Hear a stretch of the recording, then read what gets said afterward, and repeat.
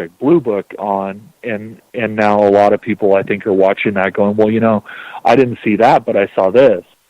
And I'll tell you, it's funny, I'm a human being, right? I'm a normal person when I'm not on Night Dreams Theater here, and I have friends and they have parties or get-togethers, social events. And 20 years ago, I would go to a social function, like a party or something, and people would say, oh, what's your hobby? And I'd say, well, I like UFOs and Bigfoot and 4TN stuff and whatever. And it was like, that was the end of the conversation. In fact, I put something on Facebook a couple of days ago where it was like a guy sitting on a swing set by himself, and it's like, this is me at a party where no one wants to talk about Bigfoot. And it's like, years ago, you go to a party and nobody wants to hear it. They'd be like, oh, you're nuts. Go get the tinfoil hat. Now, oddly, when I go to a party, when people figure out that I go on radio shows or, I wrote a book or two and I kind of do this stuff for fun, it's like everybody lines up and they're like, let me tell you about my sighting. In fact, it's funny. I went a few years ago, I went to Minnesota, where I have family.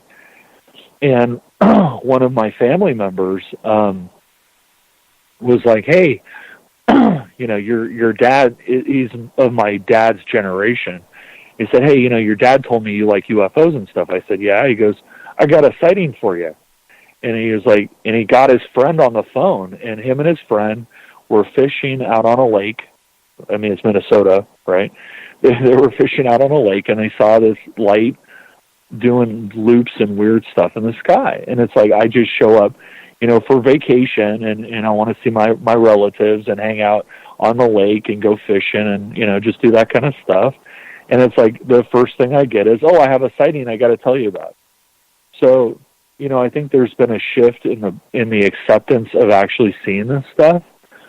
So, I think people are more willing to be honest about it. And I think that things like Project Blue Book, obviously somewhat fictionalized, but what it does is it serves to make people less afraid. And then they report their sightings, and then Peter Davenport sees a massive increase.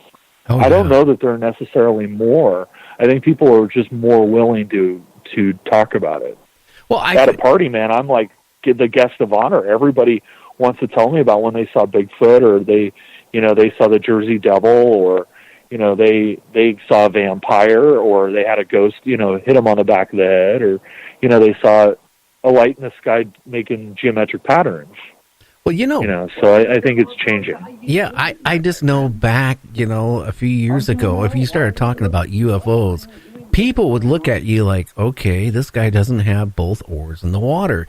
And it's changing because, because of all the, the TV shows, Star Trek, right. You name all of it, has got people more into it. So, so if they see something strange, they're not really embarrassed or scared, to say, hey, I saw a UFO. Yeah. But I'll tell you, I've actually saw, I don't know what it was, but 1976 in New Mexico, I had an encounter. I don't know if it was a UFO or whatever it was, but it was sure strange. But, back when I took a break from radio for a while, and because my other passion used to be photography, and I, was offered a job to manage 3 photography stores, professional ones. And we used to import in from Russia and Czechoslovakia, these first generation infrared binoculars that the military used and all that stuff. And I took one home and I started playing with it, and it was kind of boring, honestly. But then I decided, late at night, I looked at the sky, and then, oh my God, I started seeing things that, I saw satellites, I saw stuff, but then I saw stuff would be streaking by, come to a stop, and then go to a complete different direction.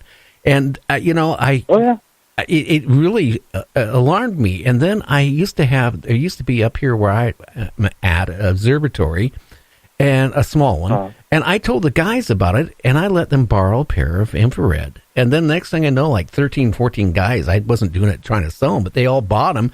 And for a while, it was a frenzy because they were seeing things that they could never see with their telescope. Sure. Well, I mean, I have a night vision monocular, and every time, I live in suburbia, I'm surrounded by people. Every time I turn that damn thing on, it's like, more than half the time I'll see something strange. Oh yeah. But, again, this is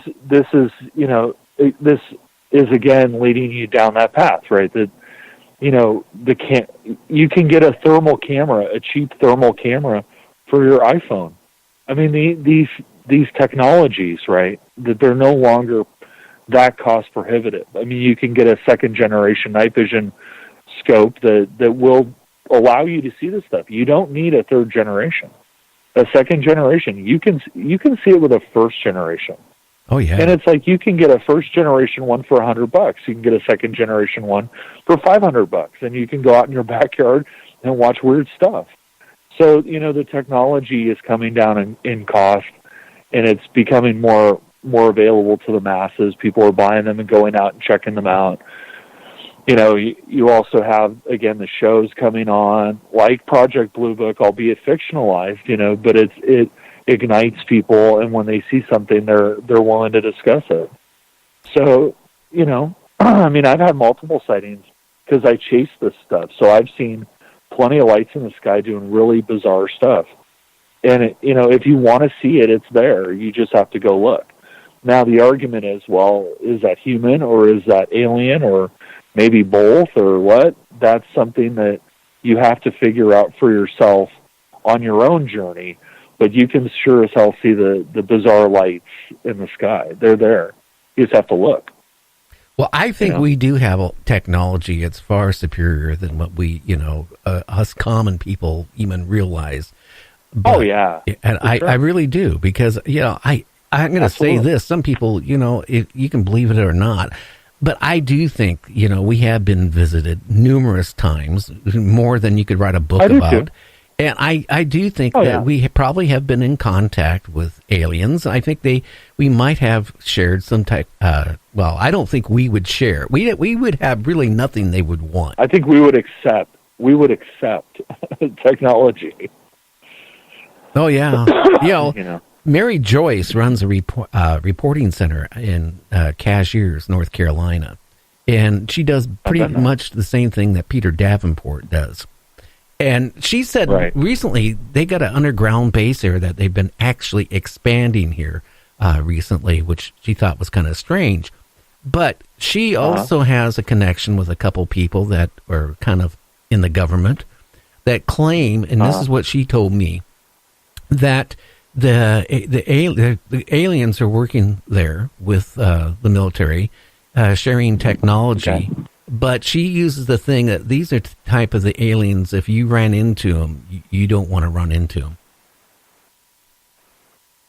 Yeah, I buy that.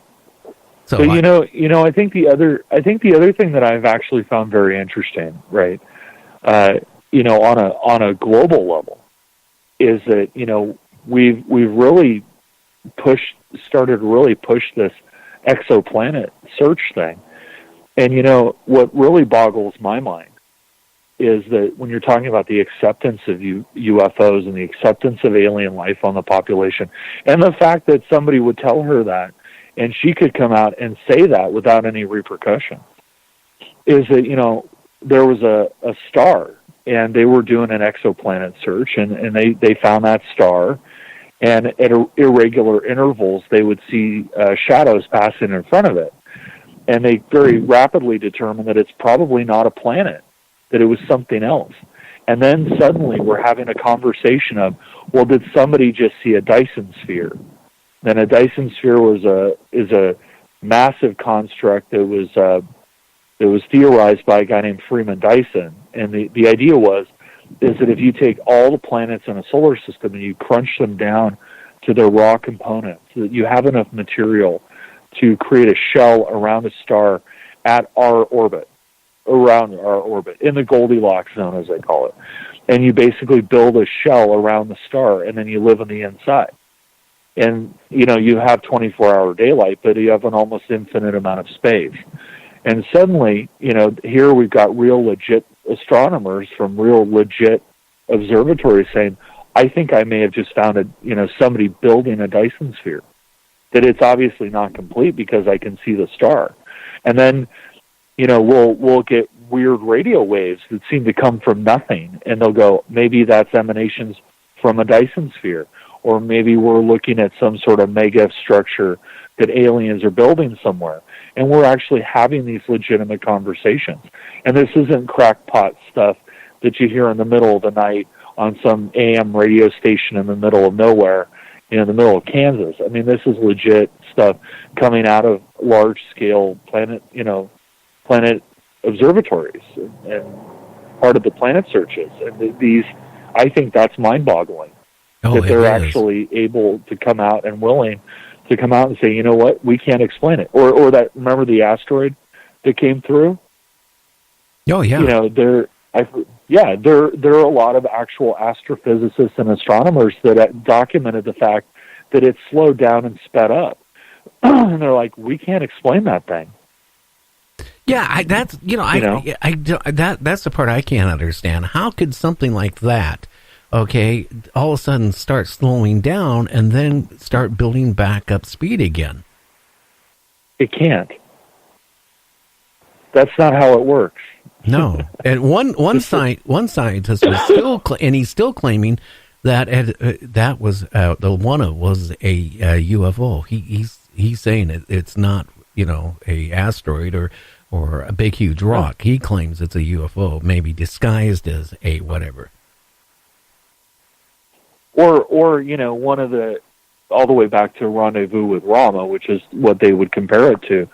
It's the idea of, well, do you put in all the effort to actually build a huge metal ship, or do you make something more efficient where you take an asteroid and you hollow it out and then you put propulsion on it? So, to me, it's just mind-boggling that you've got a bunch of scientists coming out of places like the Smithsonian saying, well, we can't explain what it did. And I mean, there are guys now that have gone, because it came from another galaxy. Yeah. And there are guys now that have plotted it back to figure out its trajectory. And they actually published where it made course corrections. That's mind-boggling. 20 years ago, that would not have happened. 20 years ago, they would have classified that stuff, or the astronomers that are watching it would have been like, I'm not talking about that. I don't want to get sent to the funny farm. But today, and I think that's probably actually part of the reason why, there are probably a lot of people that think disclosure is imminent. But I think what they're doing is they're confusing public acceptance with government intent. Well, I think what they're doing is just whatever comes out, they're just letting it come out, and that actually does more. If you want to talk about disclosure or confusion, that's what's going on.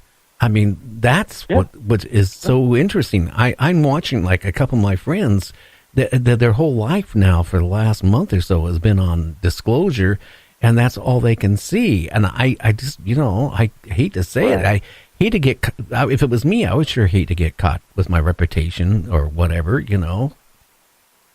Right. But, I think especially with the things that they've seen with that asteroid and the planets, and then you've got these other activities around, I think people are just getting really excited. I mean, it's happened before. Well, right? My first show back in '76 was a paranormal show, not by my choice. But, one thing we were talking even then about UFOs and stuff like that, and people back in 1976, trust me, I was getting phone calls, people saying that they think in the next couple of years we're going to have disclosure. 1976. Sure. What year is it now? How many years ago was that? Right. Well, I mean, it's, back in the 50s and the 60s, when you had the contactees that were claiming that they were talking to Venusians or whatever, they were saying that there's going to be mass UFO landings, and and we're gonna see, visit our space brothers, and I'm still waiting. Yeah. How about the group that killed themselves, thinking that they're going to be transported? Right. I mean, it's scary. Yeah, Heaven's Gate.